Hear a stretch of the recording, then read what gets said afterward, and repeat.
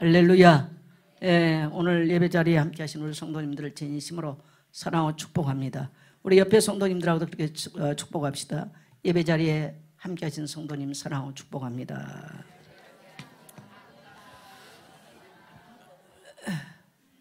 예. 아멘. 예, 오늘의 말씀의 제목은 한번 따라합시다. 복음과 미래. 여러분이 찍으셨던 분들이 당선되셨나요? 예. 그래도 몇 분은 당선되셨다고 내하시네. 예. 총선이 끝나고 나니까 목사님들을 만나도 너무 탄식들이 많이 나오고 또 성도들 입에서도 그렇고 여기저기서 들려오는 소리들이 너무나 절망적인 이야기들이 너무 많이 나옵니다.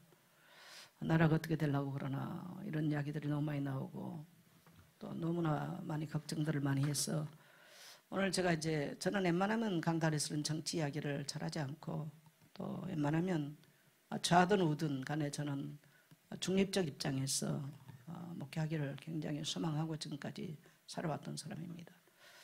그러나 이제 우리가 오늘 하나님 말씀을 보면서 우리 민족의 미래와 또 우리 개개인의 신앙에 있어서 미래를 한번 우리가 지금 마가복음을 쭉 설교하고 마지막 부분에 와 있는데 말씀에 비춰서 우리가 한번 생각하면서 우리 오늘 모든 성도들에게 위로가 되고 소망이 되고 또 미래가 되기를 주의 이름으로 축원합니다. 예. 지금 이제 국회에 입성하는 분들을 여러분이 이제 22대 국회의원들이 당선된 것들을 아마 밤잠을 설치면서 많이 봤으리라 생각합니다.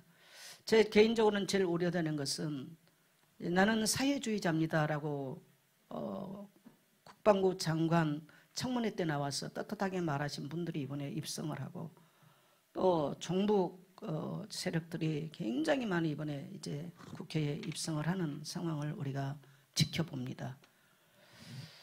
뭐 주사파가 문제일 거라고 생각했는데 주사파보다 이제 더한 세력들이 국회에 굉장히 많이 이번에 입성을 하게 되고 또 현실적으로 1차 재판에서 피의자 신분이 된 분들이 많이 이번에 국회에 진출을 하게 되는 우리 기본적 상식으로는 이해가 안 되는 현실들이 현실적으로 이제 벌어져 있습니다.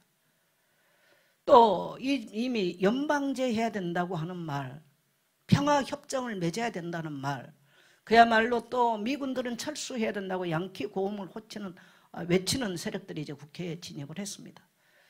아마 제가 미군들이 철수했던 나라 상황이 어땠는가는 몇 년 전부터 많이 얘기를 했어요. 이런 전체적인 측면에 봤을 때 우리나라는 베트남이 공산화될 때 이 상황과 너무너무 흡사합니다. 너무너무 흡사해요. 그러나 대다수 국민들은 인지를 못하고 있는 입장이죠. 그래서 뭐 공산주의가 되면 어떻게 되겠습니까? 우리 선교사님들 원래 러시아에서 15년 러시아 상트페테르부르크에서 사역하시다가 태국으로 가셨지 않습니까? 러시아 상황 너무너무 잘하신 분들이에요. 여러분 공산주의가 되면 어떻게 되는가? 여러분요 공산주의는요 하늘 색깔도 달라요. 저는 압록강에서 중국 땅과 앞에 있는 북한 땅 그냥 뭐 이 정도 간격에서 북한군들하고 얘기하고 해봤는데요. 우리 김여순 그때 동행했지 않습니까? 그럼 여기 중국 땅은요 옥수수가 자라서 무성한데 여기는요 풀 한 폭이 없어요. 땅도 다르고요 하늘의 색깔도 달라. 사람들은 공산주의 이론이 굉장히 좋다고 말하는데 공산주의를 하면 어떻게 되는가 지금 잘 모릅니다. 이거 지금 다음 세대는 더더욱 몰라요. 너무너무 우리는 참 이런 측면에서 심각한 이런 현실을 이제 직면하고 있어서 오늘 하나님의 종으로서 또 하나님의 말씀을 맡은 한 시대 하나님 종으로서 저는 성경적 관점에서 오늘 하나님의 말씀을 좀 살펴보려고 생각합니다. 그러나 여러분 너무 염려하시고 너무 낙심하지 마십시오. 막 사람들이 이제 이민 가야 되지 않냐 이런 말들을 많이 합니다. 그러나 여러분 너무 낙심하지 마시고요. 너무 염려하지 마시고 여러분 하나님이 보호하사 우리나라 만세라고 노래하는 나라는 세계에 나는 뭐 세계 애국가를 잘 모르니까 잘 모르겠습니다만은 많지 않을 거라고 봅니다. 하나님은 우리 민족 전체가 부르는 노래처럼 우리 민족을 보호할 것이고 우리 민족을 인도하실 것입니다. 우리 민족의 참된 목자가 되셔서 우리 민족의 아픔도 우리 민족의 슬픔도 이 땅의 고통도 우리 하나님은 어루만지시고 선한 길로 인도하실 좋으신 하나님 것을 확신합니다. 저는 이렇게 말할 수 있는 것은 왜 그러냐면 부족합니다만은 역사를 조금은 압니다. 그래서 오늘 제가 역사적으로 여러분 역사적으로 한반도를 침입했던 사람들의 말로와 결과가 어떻게 되는가를 제가 역사적으로 말씀을 드리려고 그래요. 왜 이런 말씀을 이런 말씀을 드리냐면 오늘 예수님께서 마가복음의 결론은 뭡니까? 예수님께서 부활하셨다는 겁니다. 죽으셨지만 부활하셨어요. 예수는 죽은 자 가운데 부활하신 바로 그리스도이셨습니다. 예수님은 우리의 모든 죄악을 단번에 영원히 청산하신 그분은 바로 그리스도셨어요. 그리고 하나님의 우편에 올라가서 우편에 앉아 계시고 지금 그의 백성들과 함께 세상 끝날까지 동행하고 살피시고 함께 계신 줄 믿습니다. 이 주님께서 말씀하시기를 너희는 온 천하에 다니며 만민에게 복음을 전파해라. 믿는 자들에게는 이런 표적이 따를 것이다. 귀신들이 물러갈 것이고 병든 자는 고침받게 될 것이다. 할렐루야. 복음이 전파되면 그렇게 되는 거예요. 그래서 하나님은 우리 민족이 복음의 제사장 국가 되기를 간절히 소망하셨어요. 제가 그것을 역사적으로 증명하려고 합니다. 그래서 여러분 걱정하지 마세요. 우리는 적화통일에 지금은 굉장히 적인 이런 이데올로기가 지금 우리 민족 가운데 지금 팽배하는데 우리는 적화통일이 아니라 따라합시다. 복음통일. 그리고 하나님께서 우리 민족을 축복하셔서 열방 가운데 제사장 국가로 복음 제사장 국가로 우리 하나님이 우리 민족을 축복하실 것을 확신합니다. 그러면 우리 한반도 5,000년 역사를 통해서 제가 뭐 5,000년까지는 모르겠고요. 고구려부터 좀 얘기를 해보려고 그래요. 고구려는 망하기 전에 수나라 수양자가 쳐들어와서 30만 대군을 끌고 와서 고구려를 공격했습니다. 다행히 을지문덕 장군이 있었죠. 무너졌죠. 그런데 한반도를 쳐들어왔던 수양제는 당나라를 만들었던 당태종 이세민에게 망하고 죽습니다. 그 사람은 거의 정신 이상 와서 죽게 되어져요. 그리고 이세민은 당나라를 만듭니다. 당태종이죠. 당태종이 돼서 바로 고구려 쳐들어와서 고구려를 무너뜨립니다. 그런데 이세민은 고구려 쳐들어왔다가 그 사람은 눈이 뽑히고 가서 돌아가서 죽어요. 물론 당나라는 세워졌습니다.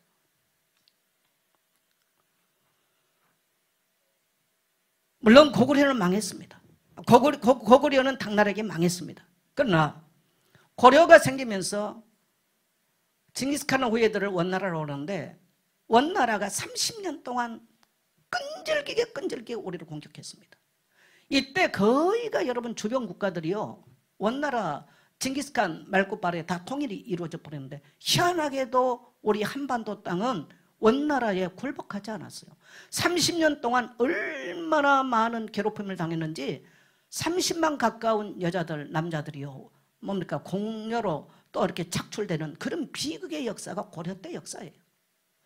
이렇게 끊임없이 말 밟고 반에 고통받는 민족이었지만 이렇게 우리를 지긋지긋 질밟을 때 주원장이라고 하는 사람이 나와서 원나라를 무너뜨립니다. 그리고 주원장은 원나라를 무너뜨리고 명나라를 만들게 됩니다.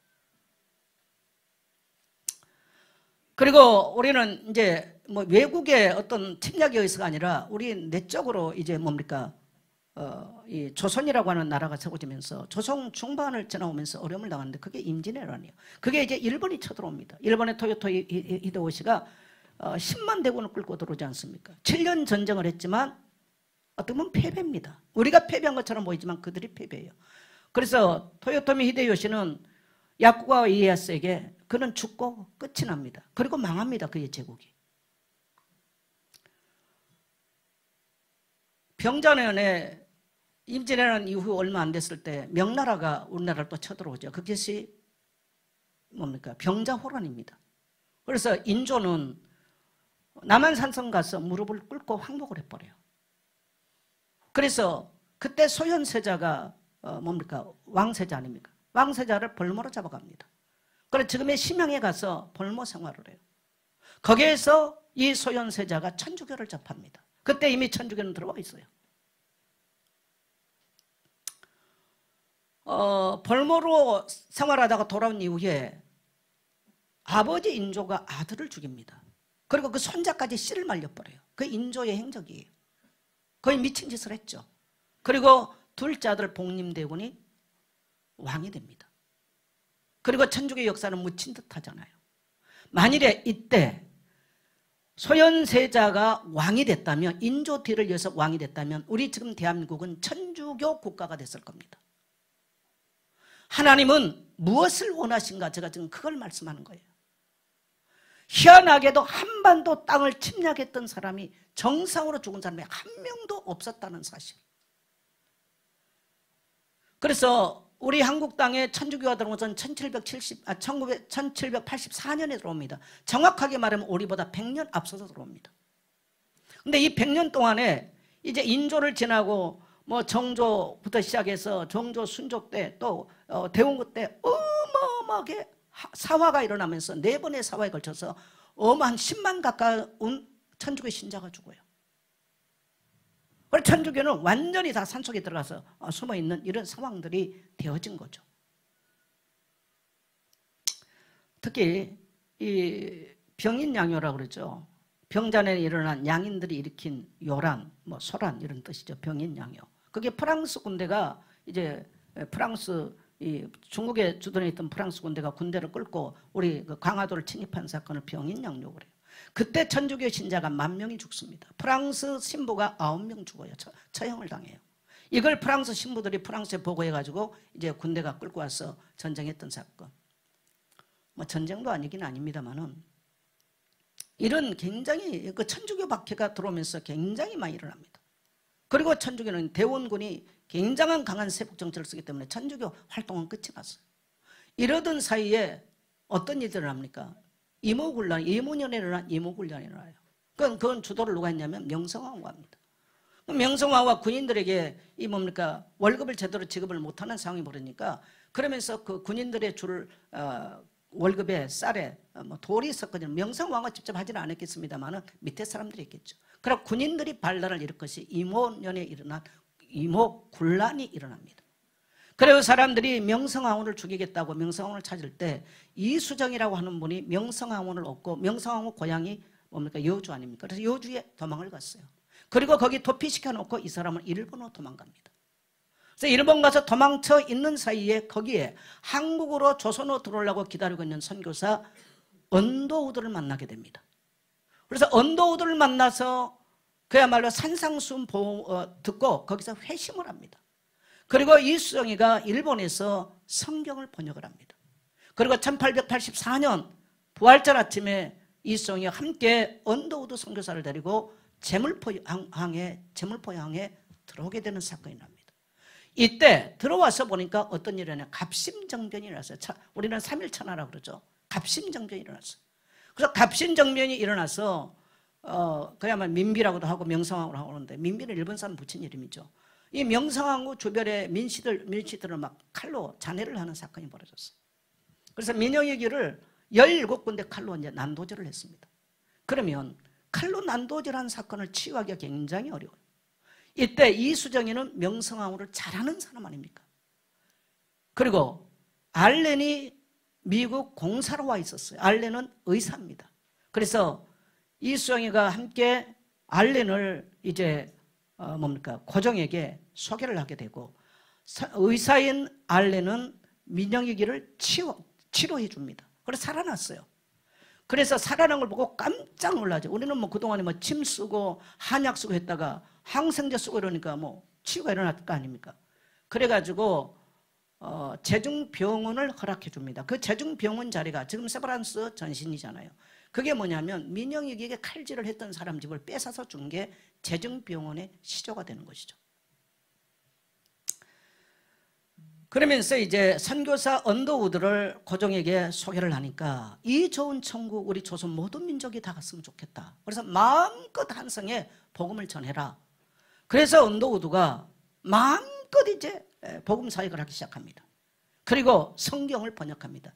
여러분 세계 역사에요, 성경이 선교사 들어오기 전에 성경이 번역돼서 들어온 나라는 우리나라밖에 없어요. 할렐루야.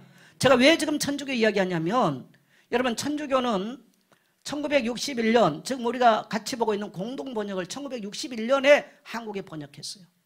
우리는 이미 1880 뭡니까 4년 이전에 성경이 번역돼서 왔다는 사실이에요. 엄청난 차이가 난 이야기입니다. 이게 엄청난. 그러면 하나님이 우리 민족에게 뭘 원하셨냐? 따라합시다. 하나님은 복음을 준비하시고 복음을 기다리셨다. 그래서 저는 우리 민족을 하나님이 복음의 제사장 국가로 택하시고 부르시고 쓰실 것을 확신하다는 겁니다. 그래서 여러분, 복음 있는 민족 망하지 않아요. 이런 일 저런 일 일어날 수 있습니다. 그러나 하나님이 이기고 이기게 하신 다윗의 역사처럼 그렇게 하실 것입니다. 여러분, 한 주간 우리가 사무엘 하를 다윗이 쓴 시편과 함께 읽었지 않습니까? 저는 한 주간 참 눈물을 많이 흘렸어요. 인생사 여러분요, 다윗이 늘 인생의 고통 문제 피해갔습니까? 아들이 반란을 일으키고 밑에 수아들이 반란 일으키고, 여러분 자식을 부추겨서 아버지 대적하고 죽이고 네 악노릇하고 이런 못된 주변의 사람들이요 다윗 밑에도 있었더라는 거예요. 그러니 이 땅의 나라의 반란, 대통령이 윤 대통령 되자마자 한 달 만에 탄핵시켜야 된다고. 아니 하나님의 나라 백성에도 그런 일이 있었어요. 따라합시다. 이런 일 저런 일 일어날 수 있다. 그래서 우리는 역사를 직시하면서 그러면 우리는 미래를 어떤 방향으로 이정표를 잡고 가야 되느냐, 이것이 바로 문제예요. 할렐루야. 만일에 이 땅에 종교를 원했다면 천주교가 됐을 겁니다. 여러분, 지금 공산국가가 어디서 만들었어요? 천주교에서 만든 거예요. 사회주의를. 네. 그래서 천주교가 들어간, 뭔가 천주교나 뭐 그리스 정교나 뭐 거의 비슷한데, 이 천주교가 들어간 나라마다 다 사회주의가 됐어요. 그때 제가 어젯밤에 유튜브를 하나 보면서 깜짝 놀랐어. 천주교에서 이번에 선거 끝나고 미사를 드렸는데요, 그 미사를 하면서 강론한 신부가요, 신부의 양심으로 할 수 없는 말을 해요. 어떻게 이럴 수가 있을까?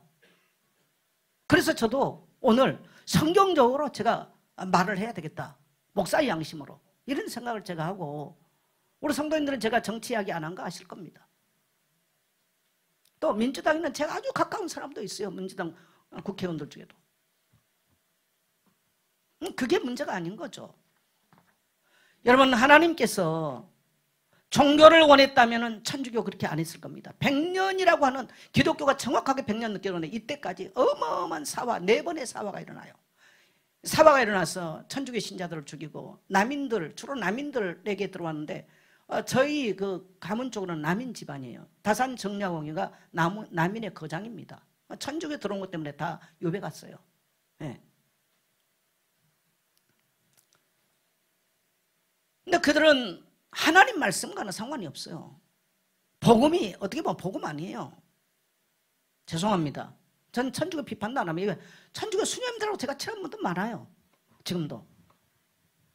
그래서 제가 뭐 비판하거나 잘 안 하는데, 하나님은 확실하게 우리 민족 가운데 그 이모군란이 일어나서 도망친 것처럼 보이지만 거기 선교사만 성경 번역해 들어오고, 갑신정령이라는 것처럼 보이지만 선교사들의 활동을 열어주는, 그래서 선교사들이 들어와서 학교를 세워서 우리가 무슨 한문외에는 뭐 있습니까? 그러니까 이 제도가 굳건하게 양반 상놈 제도에 묶여 있어서 여자들은 아무것도 아니었어요. 이런 나라의 학교가 세워지면서 눈을 띄우기 시작합니다. 의식을 깨우치기 시작합니다. 여러분 따라합시다. 복음 들어가면 의식이 살아난다.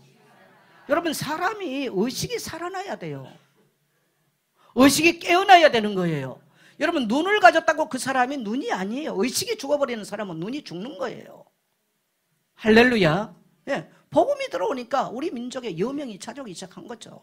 예, 그래서 곳곳에서 학교를 만들어가지고, 학교 대단하지 않았어요. 이화여대 처음에 한 사람 들어갔어요. 한 사람 들어가. 우리 김재정 사람 이화여대 출신 잘 아시죠? 당신들의 학교 시작이 한 사람으로 시작한 거. 예.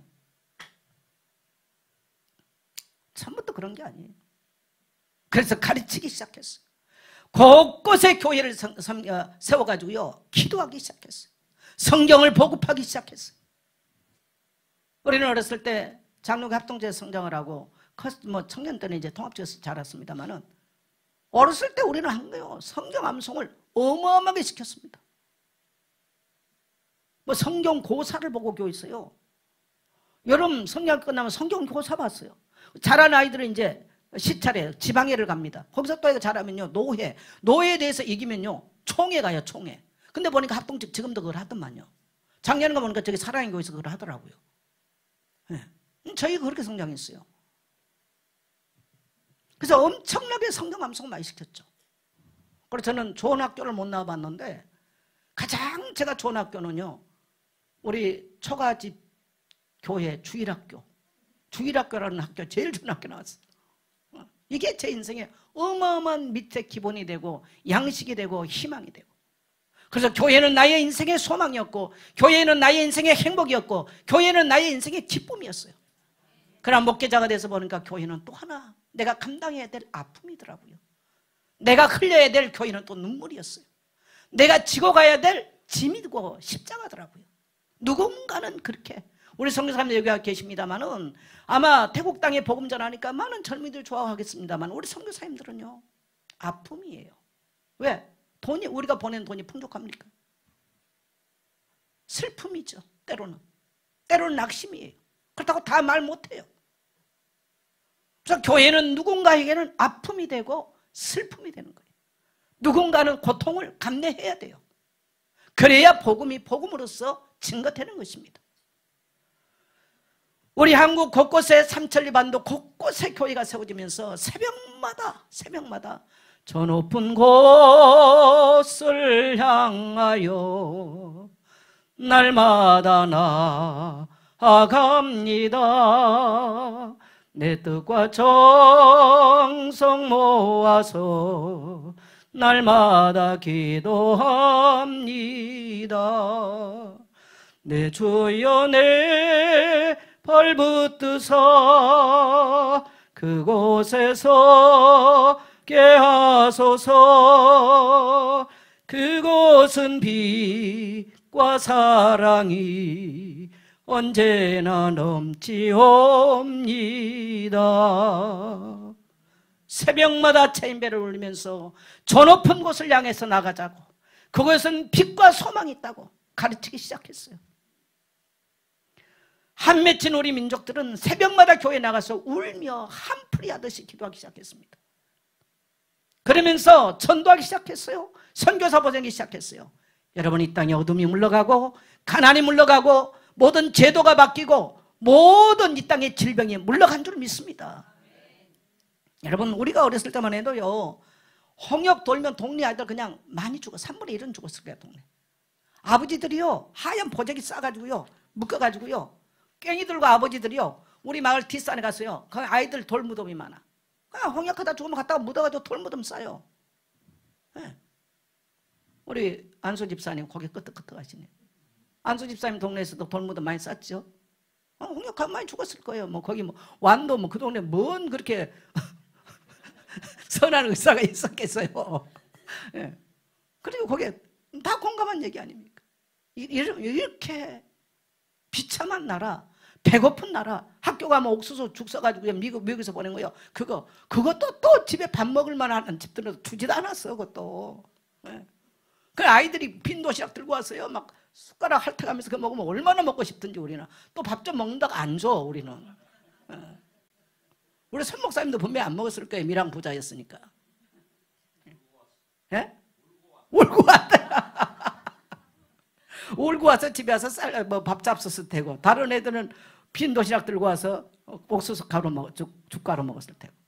그게 여러분, 벌써 우리가 이제 뭐 70 된 나이들 세대들인데요. 이 세대가 겪은 이야기예요, 이게 지금. 근데 지금 밑에 세대는요, 전혀 모르잖아요, 이거. 아니, 어떤 아빠가 라면 끓여 먹지. 예.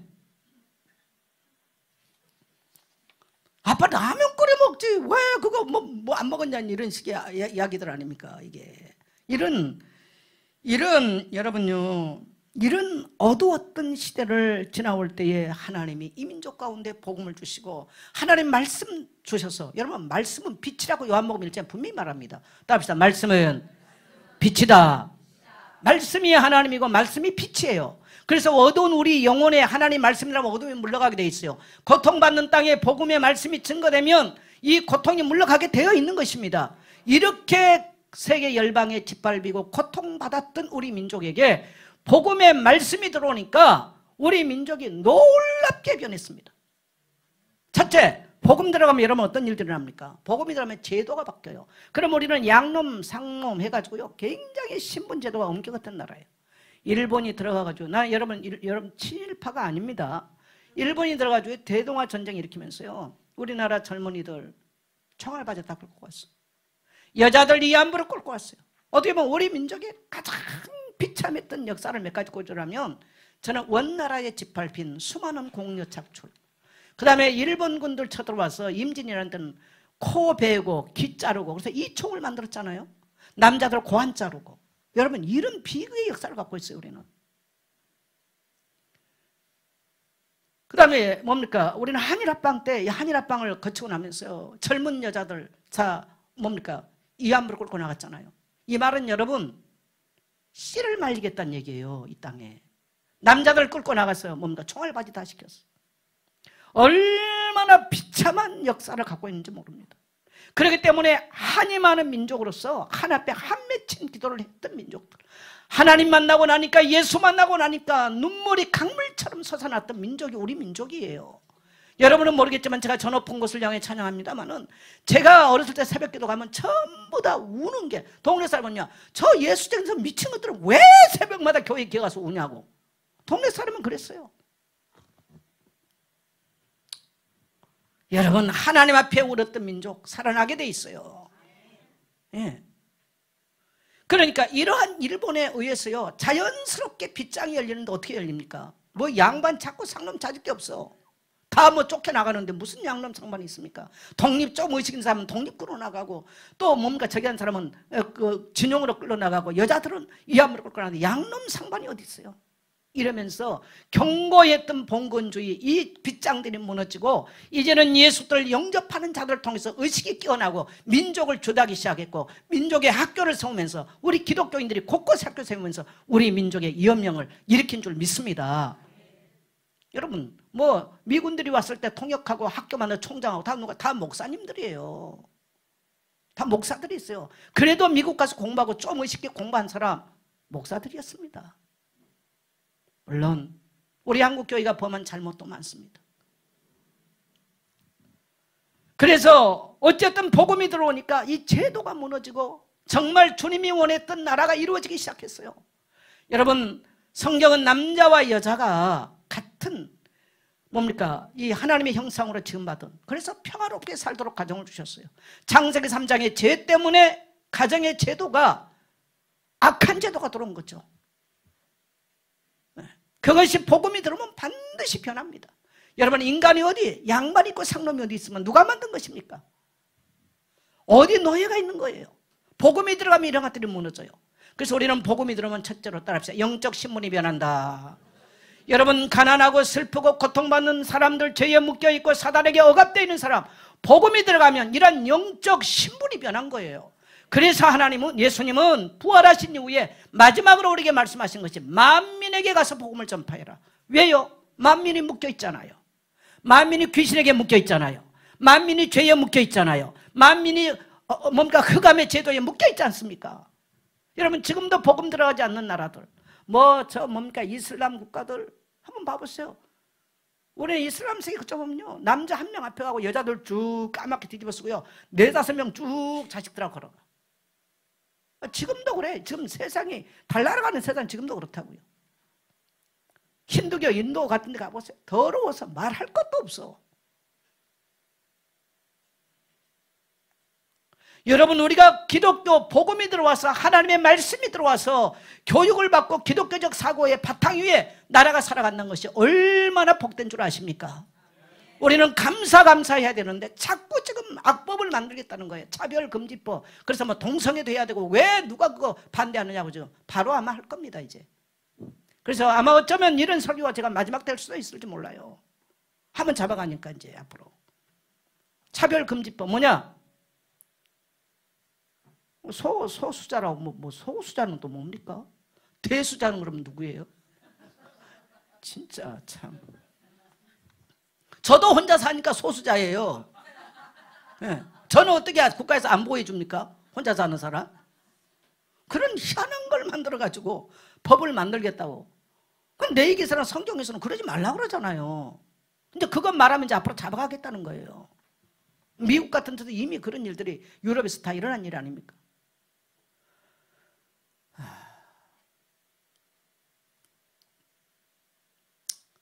복음이 들어오면 여러분 걱정할 거 없어요. 북한에 원래 기독교인들이 북한에가 많았습니다. 유교가 일어나서요 300만 엘리트 기독교인들이 싹 내려와 버렸어요. 왜? 공산주의자들은 일단 딱 기독교인들부터 총살 다 시키거든요. 공산주의 되면 뭐 사회주의 되면 뭐 우리 같은 사람 이제 먼저 잡아가겠죠. 장로님들 단단하게 준비하셔야 돼요. 투표 잘 못했는지 잘했는지 모르겠어. 그건 어쩔 수가 없어요. 뭐 손양호 목사님 이런 분들 얼마나 많이 우리 한국 땅에서 많이 순교했습니까?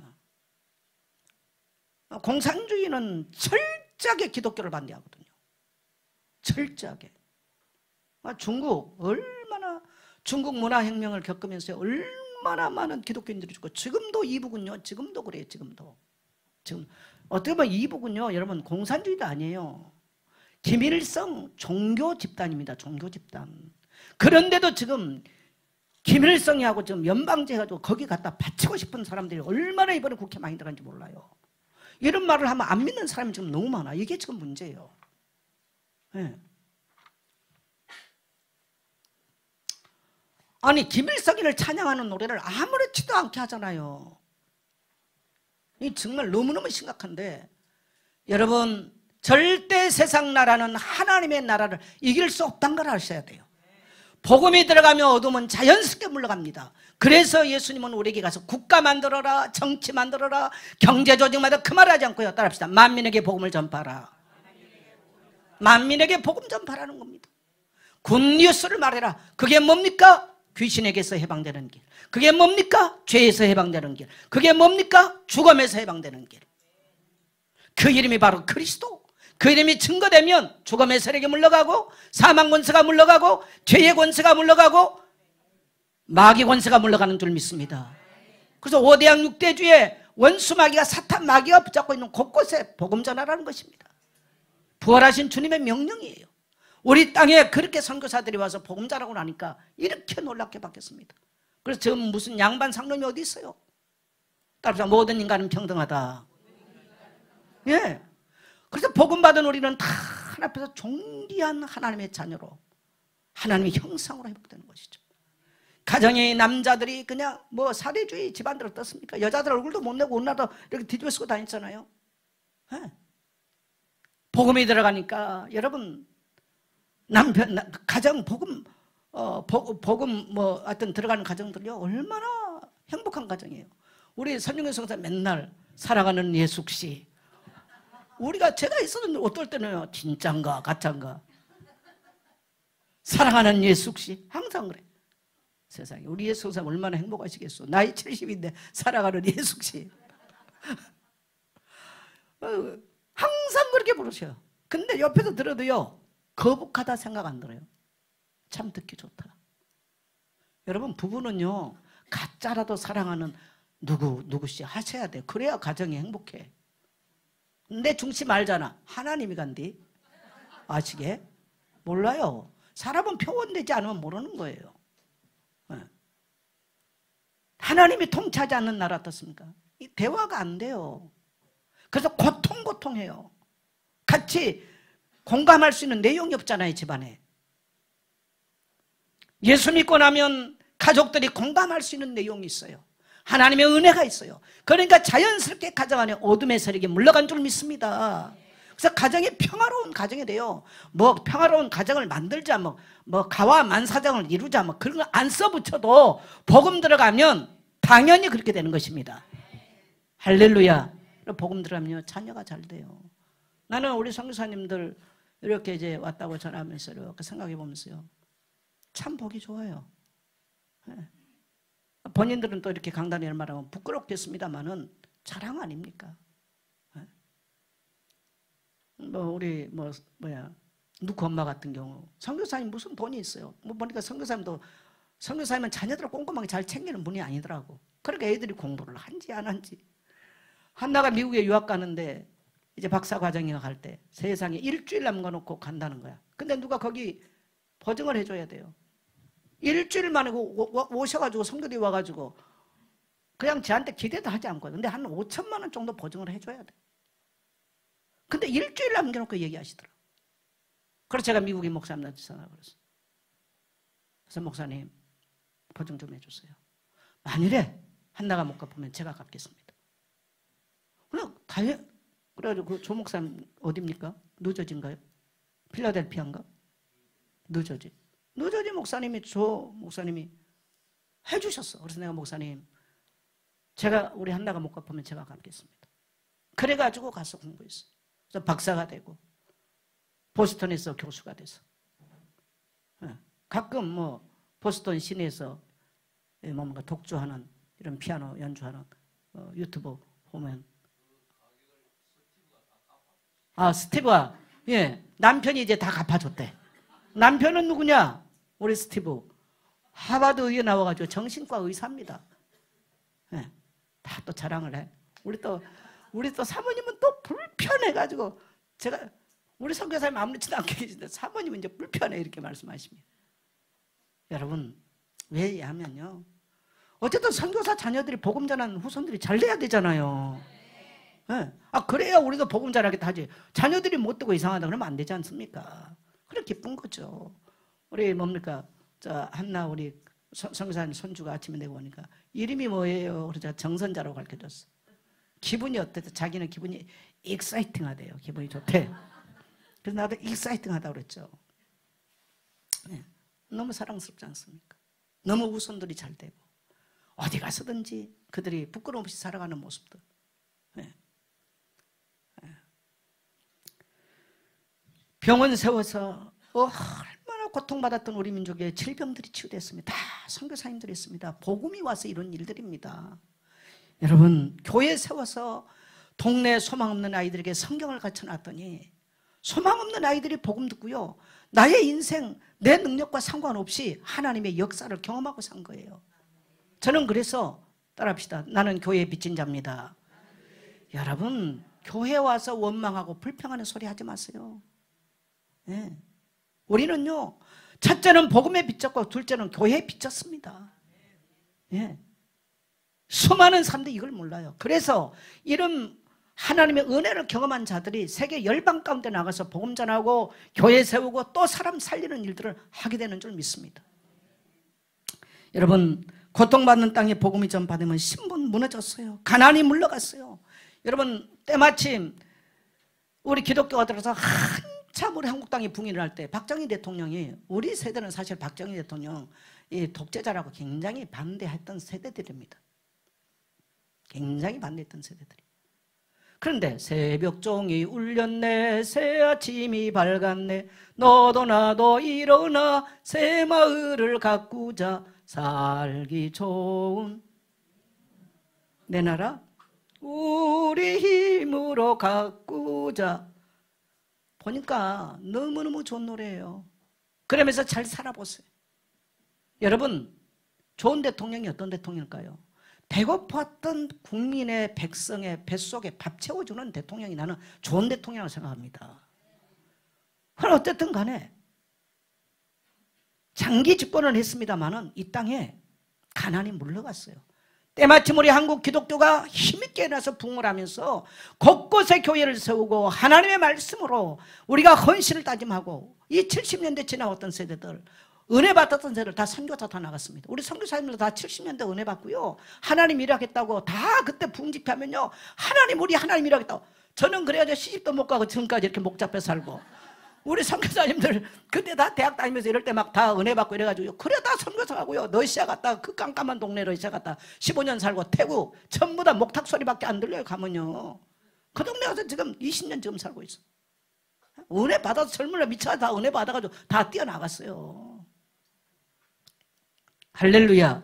그러니까 여러분 그 나라의 GNP는요 그 나라의 선교 숫자와 맞먹어요. 우리나라 2만 명 선교사 보냈을 때 우리 대한민국 GNP가 2만을 넘어갔어. 아주 잘 살게 된다. 지금 3만 넘거든요. GNP 정확하게 좀 올해 얼마인지 모르겠습니다만 지금 선교사가 3만 몇 명입니다. 여러분, 선교가 줄어들면 대한민국 GNP, 개인이 선교 눈 못 뜨면 개인의 GNP 내려가게 돼 있다는 것을 아셔야 돼요. 동의하시면 아멘 하십시오. 이건 세계 역사가 증명하는 부분입니다. 제가 말한 게 아니라 역사적으로 과학적으로 증명한 이야기예요. 그래서 교회는 힘 없어도 힘을 내서 선교하는 것입니다. 저는 천막교회를 해놓고 뭡니까? 거기서 바로 선교사 파송했어요. 그때부터. 제가 지금 돌이키면 후회된 것도 하나 있어요. 뭐냐? 교회 청년들 많았지 않습니까? 제가 하면서 청년들이 많이 모여들었어요. 목회자를 많이 만드는 거예요. 그러면 그들이 신발이 있어요, 양말이 있어요, 뭐 넥타이가 있어요. 앞에 나와서 찬양이 들어가면 맨발 벗고들 나와가지고 무슨 넥타이가 있으면, 그러면 제가 한참 바쁜데요. 과천에 그때 뭐인가 그 24시 하는 저 백화점이 있었어. 밤에 가가지고 넥타이, 양말 몽땅 사다가요. 다 신학생들 다 신기고 등록금이 있어요. 제 친구들한테 전화 걸어요. 돈 몇백만 원 갖다 줘. 그럼 다른 친구들한테 그때 당 30명 한 1000만 원씩 갖다 줬어요. 몇 명씩 다 등록금 주고. 이래가지고 다 신학생들을 만나고 목회자들 다 만들었어. 16명 만들어 놨어. 근데 좋은 소리 한 사람 별로 없습니다. 목사님한테 상처받았어요. 내 속으로 니들 인생 한번 해봐. 에? 니들 인생 5, 60, 60 가서 그 말 나오는지. 그럼 내가 장로를 만들었으면 내가 편했을 텐데 전부 다 목사 만들어 놓으니까요. 목사 안수 받고 1, 2년 지나면 이제 그때부터 이제 해롱이 농합니다. 나갈까 들어갈 건지 하면서. 한두 번 겪어본 건 아니잖아요, 제가. 그래서 슬픔이 많다는 거예요. 아픔이 많다는 것입니다. 또 제가 속이 없어 또 간 쓸게 다 빼줬어요. 젊은 날은. 보니까 그렇게 안 해도 되는데. 그러나 주님의 말씀이기 때문에 어쨌든 복음 전해야 되기 때문에 일꾼 만들어야 되겠다. 그래서 제 힘껏 짐지고 왔어요. 우리 교회가 힘껏 지고 왔어요. 할렐루야. 여러분, 우리는 앞으로도 하나님께서 이 민족을 이 선하고 멸시받고 천대받았던 이 민족을 이렇게 존귀한 나라로, 네. 어디 가서 한국 그러면요 환장해버려. 제가 중국 가서 상하이 그 역에서 내려가지고 밤에 뭐 이렇게 기다리고 있는데 그 여자가 경찰관이 오더니 뭐 물어봤더니 한국 사람이니까 막 그때부터 나는 뭔 이름, 누구 이름이었어요? 무슨 상우? 무슨 권상우? 나는 권상우가 누군지도 몰라. 그 여자 경찰관이 자기 업무는 어디 가고 막 권상우 그러면서 환장하는 거야. 권상우가 뭔지 나는 모르는데. 에집트에서 그 이스라엘을 입국을 하는데 거기 굉장히 까다로운 이미그레이션이거든요. 한국 여권이니까 이 까다로운 동네에서 에집트하고 이스라엘 동네고 굉장히 복잡한 동네거든요. 이거 이미그레이션 하는 사람들이 정신이 그냥 한국 그냥 그러니까 막 강남 스타일 하면서 이미그레이션 난리 났어. 세상에도. 이게 한국이에요. 누가 그렇게 하게 만들었습니까? 따라합시다. 우리 하나님께서 천대받고 멸시받고 가난에 묶이고 그 제도에 묶이고 질병에 묶였던 나라, 복음 들어가니까 제도가 바뀌었어요. 사회 질서 바뀌었습니다. 할렐루야. 예, 복음 들어가니까 가난이 물러갔어요. 세계 경제 강대국이에요. 복음 들어가니까 질병이 물러갔어요. 우리 한국만큼 잘 산 나라 없고요. 웬만한 병 다 고쳐버려. 이게 지금 한국이에요. 우리가 이렇게 잘나서 했어요. 따라합시다. 하나님의 은혜입니다. 여러분, 우리가 이 은혜 잊어버리면요 큰일 나는 거예요. 교회에서 앞으로 학교에서 성경을 이미 학교 미션스쿨에 성경 다 못 가르치게 했어요. 우리가 어렸을 때는 학교마다요 이 기도원 옆에서 하면 성경 다 줬어요. 그래서 이승만 대통령이 100만 구령 운동하겠다 하는 거, 학교 교목 세우고 병원 원목 세우고 군대 군목 세워서 막 군중 세례 해가지고요 수많은 젊은이들이 예수 믿게 만들었어요. 근데 지금 못하게 하잖아요. 점점점. 그러면서 사회주의 작화하자고 공산주의 하자고. 정신 차려야 됩니다. 여러분, 영연함 갈리면 안 됩니다. 나는 호남 출신입니다만은 우리 호남 출신 사람들 정말 정신 차려야 돼요. 네. 지금은 정말 심각한 이런 상황들이죠. 그러나 여러분, 성경에는 그 답이 있어요. 우리 미래 어떻게 되느냐? 따라서 복음 전하면, 복음에 붙잡히면 우리 미래는 사람이 막을 수 없는 하나님의 역사가 일어나게 돼 있는 것입니다. 그러면 우리는 미래를 준비해야 되는데 어떻게 준비해야 됩니까? 어떻게 준비해야 돼요? 여러분요, 지금 왜 이런 현상이 일어날까? 여러분 잘 아셔야 돼요. 정교조가요, 80년대부터 정교조 활동이 일어나거든요. 40년 동안 정교조가 이 땅에요, 마귀의 씨앗을 뿌렸어요. 조용하게. 그래서 이 땅에 다음 세대를 딴 사람으로 바꿔놨어. 정교조 활동이에요, 이게. 근데 교회는 막 우리끼리 부흥하고 우리끼리 우리 교회 많이 모이겠다고 이것 하느라고 난리가 나. 거기 뭐 한지도 몰랐어. 정교조가 40년이 지나니까 지금 60대까지 다 장악해 버렸어요. 이건 여러분요, 절대로 앞으로요 안 바뀝니다. 이거 아셔야 돼요. 그러면 우리는 다시 미래를 향해서 복음의 씨를 뿌리지 않으면 우리는 절대 일어나는 소망 없습니다. 왜 제가 이 나이 먹어서 학교 하자고 왜 합니까?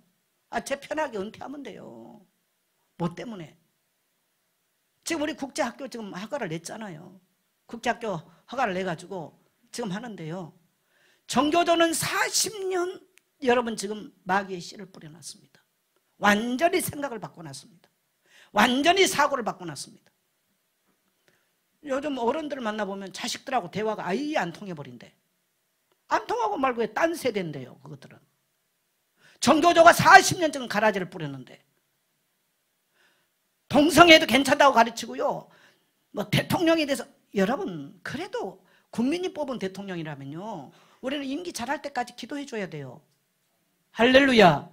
근데 한 달 지나도 탄핵 그래. 그렇게 배워 먹었어요 이미. 야, 못 바꿉니다 이거. 40년 정교조가 활동했습니다. 앞으로도 다 잡고 있습니다. 언론 잡고 있죠, 미디어 잡고 있죠, 교육 잡고 있죠, 정치 잡고 있죠. 다 잡았습니다. 여러분 우리 오늘 기독교인들은요 눈 뜨셔야 돼요. 눈 뜨셔야 돼요.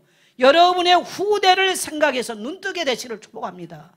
그래서 우리는 교회가 다음 세대를 키워야 됩니다. 다음 세대에게 말씀 심어서 100년 대계를 내다봐야 됩니다. 지금은 우리가 하는 거 눈물로 씨를 뿌려 열매 보이지도 않아. 어떻게 보면 제 세대가 열매를 못 먹을 수 있어요. 그렇지만 우리는 눈물로 씨를 뿌려야 돼요. 우리 고향 교회 천막집이 초가집에서 초가 교회였거든요. 거기서 애들 몇 명, 처음에 애들 몇 명이에요. 근데 뭐 성경 와서 예배하고 뭐 성경 맨날 성경 암송하래. 그게 뭔지 뭐 대단한 것도 없어. 초등학교 제대로 안 나온 선생님이 주일학교 반사들이었어요. 나는 훌륭한 목사님이 사람 키운다고 생각하지 않습니다. 따라합시다. 성령님이 키우신다. 왜? 저는 확실하게 경험했거든요. 예. 제가 주일학교 하면 보기 전에 지옥 비웃었더니 맨날 주일학교 반사가 그것만 해요. 그 양반이 초등학교 졸업도 제대로 못했어. 그래서 저는 한 인생을 키우는 데는요 그 사람에게 하나님의 말씀이 들어가면 성령이 역사하신 거지. 훌륭한 목사들, 우리 대한민국 목사님들이 박사학위가 얼마나 많고 학위가 얼마나 많습니까? 근데 왜 나라는 어려워졌습니까? 학위가 없어 어려워졌습니까? 성경 해석을 못해서 어려워졌습니까? 아니죠. 가슴으로 말씀을 받은 세대가 지금 없어져 가고 있는 거예요. 할렐루야. 동의하시면 아멘 하세요. 네.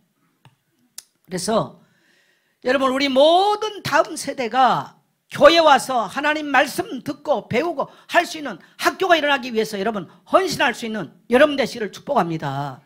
네. 장로님들 헌신하십시오. 우리 권사님들 헌신하세요. 우리 청년들 헌신하시기를 축복합니다. 여러분 눈물로 씨를 뿌려봤나요? 우리 청년들 여러분의 인생을 위해서 씨를 뿌려봤나요? 윗세대가 뼈를 뿌려놓은 거 열매 먹을 생각만 하지 마시고요 씨를 뿌릴 수 있게 되시기를 축복합니다. 여러분 그리고 여러분의 가정 안에서는요 가정마다 성경 읽으세요. 여러분 우리는 전부 다 물질만 있으면 행복하다고 생각합니다. 다윗이 물질 없어 고통받았습니까? 다윗의 인생이 과연 행복한 인생이던가요? 우리는 시편과 함께 11개 하를 읽으니까 얼마나 이게 가슴에 닿는데 다윗이 어제 그러잖아요. 아 슬프다 인생이요. 인생은 참으로 입김이로다. 저울에 달면 입김뿐이로다.